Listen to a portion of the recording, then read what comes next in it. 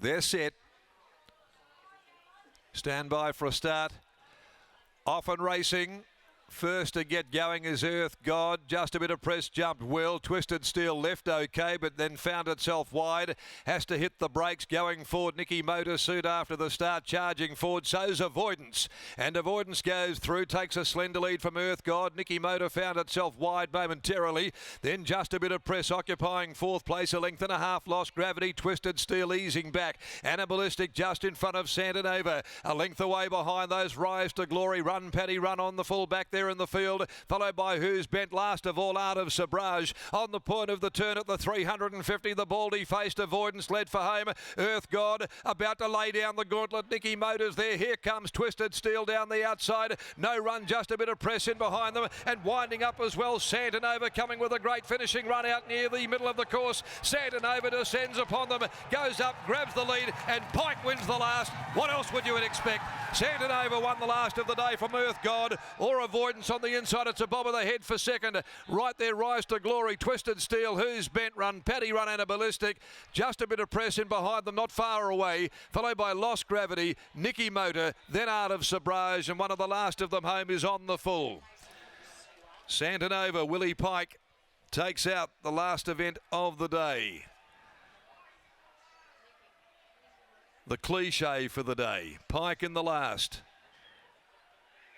Even Willie had something to smile about there. Santanova for Michael Lane, charging down the middle of the course and swamping its rivals to win in 58.38 by a length over 4 Earth God. Terrific first up run. And also right there is Avoidance.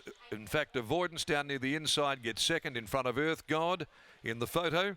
And Twisted Steel fourth home. A nose between second and third. It's 2-1, 4-6, yes indeed. Pike in the last. 33.92, the split. Santos Wild Avamere for Pete Caporaro and his colleagues from Canal Enterprises, Madames Burke, Cooper, Crick, Green, Pickett, wife Rossiter, Stevens, Tan, Johnston, Warner, Potter, also Brogan, Henry, McClenny, McManus, Crane and Christie.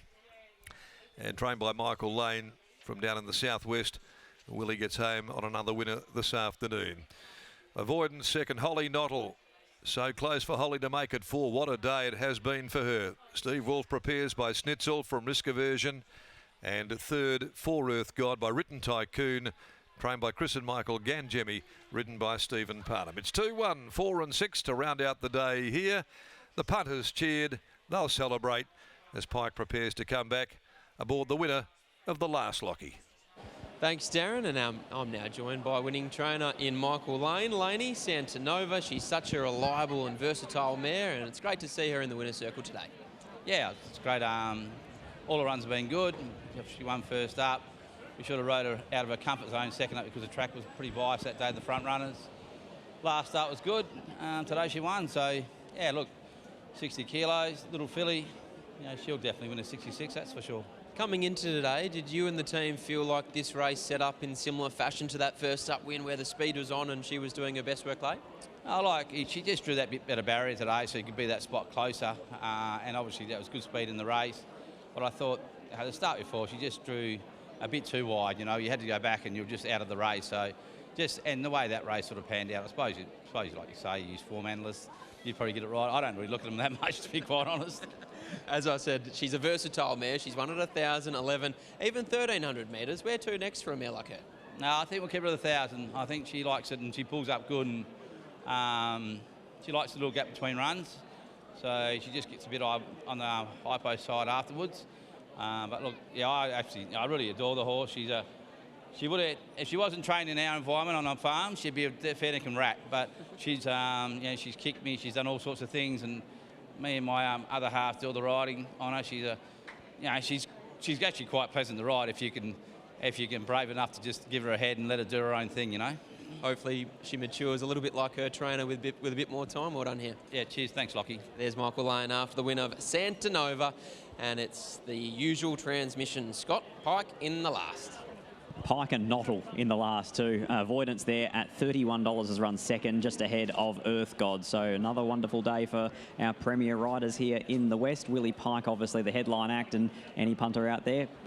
Back Pike in the last. They've just been rewarded at $5.50 and $1.80. This mare's got a really nice little kick on her, and I think they've figured her out. She's a get-back sprinter over 1,000 metres. I mean, last preparation they had to take her to the fibre sand at Bunbury to try and win a Class 5 1200, and she got beaten that day, and then the winner weighed in light, so she was elevated up the order. But now that they've figured her out, they can have some fun. Absolutely, and I love how Michael Lane handles these 1,000-metre horses. So many trainers would have the temptation to continue to stretch these horses out. Haida Guire's obviously an outstanding 1,000-metre mare from the same stable, but Santanova, she gets back and runs on, and she continues to do her best work late. So here's Willie Pike with Scotty. Willie Pike is about to hand his saddle off to Peter Hall. He's got the Pike cap on here. Willie Pike with a bit of extra memorabilia, taking it from the cameraman too.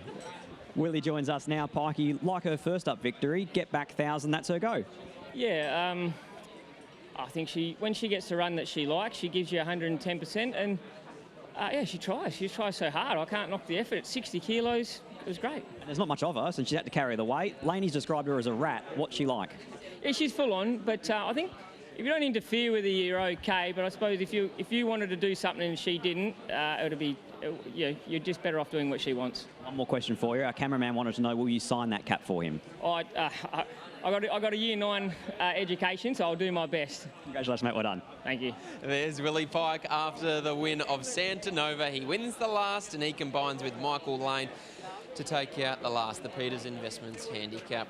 Great day of racing it's been here at Ascot, but also at Esperance. As I go to you, Matty French, first things first. David Page, he has had a remarkable season at Esperance, and it continued here this afternoon. He has, and the scary thing is, I don't know when it's going to stop, because you look at all of his gallopers, they're Class 2 maiden, Class 5, 60 plus and 70 plus. So he's got all the classes stacked and racked, and they can still keep working through them. That's the amazing thing.